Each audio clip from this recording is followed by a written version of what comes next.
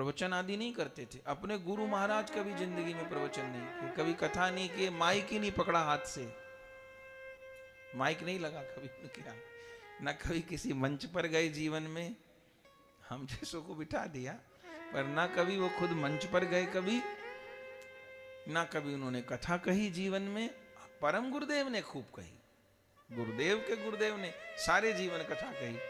तो हमको कहते तुमको तुम्हारी दादा की कृपा मिली है, ठीक है। लेकिन स्वयं उन्होंने कभी प्रवचन नहीं किया, और कुछ पूछे तो बहुत 10 बार पूछने पर एक बात, वो भी केवल एक छोटा सा वाक्य, बस उनका नाम ही सब कुछ समझा देता। जिसको समझना है तो कोई समझे कि वो घंटा भर बैठ के समझाएंगे, बिल्कुल आशा नहीं बहुत। और किसी ने ऐसा कहा कि मुझे कोई साधन संबंधी बात पूछनी है, बोले मैं क्या जानूं साधन संबंधी बात, मुझे कुछ पता नहीं है, ग्रंथ मैंने पढ़े नहीं, माला लिए पढ़ा रहता हूँ, समझ मुझे है नहीं। ऐसे पागल जैसे बन जाते कि सामने वाले को लगता कि सही में को कुछ आता जाता नहीं। माने अच्छा कोई दर्शन करने आया, और कहिए कैसे आए दर्शन करने, मेरे काहे का दर्शन है, बिहारी जी जाओ। किसी ने ये कह दिया कि आपके दर्शन करने आए हैं, तब तो उसको बैठने देंगे ही नहीं। हाँ कोई ये कह दी नहीं नहीं ऐसे निकल रहे थे तो मेरी गाड़ी खराब हो गई इसलिए बैठ गया, तब तो ठीक है बैठ जा। किसी ने कह दिया कि मैं दर्शन करने, मेरा काहे का दर्शन है, बिहारी जी करो, मेरा काहे का दर्शन होता है, जाओ।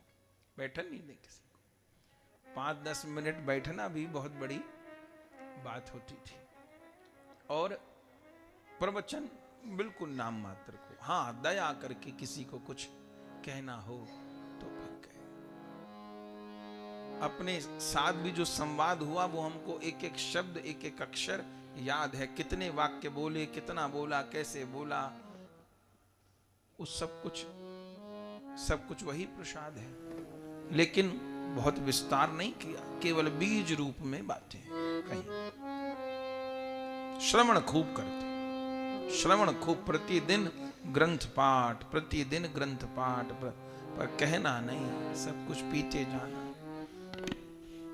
तो हरिदास ठाकुर जी का सत्संग ऐसा नहीं होता था प्रवचन, किसी ने कुछ पूछा तो एक आधा बात कर दी, बस वो भजन जो करते थे बैठ करके ना, नाम जब जो चरण पूर्वक करते थे, तो लोग उनके पास जो आते थे किस लिए आते थे कि उनके सानिध्य में बैठ करके हम लोग नाम जप करें।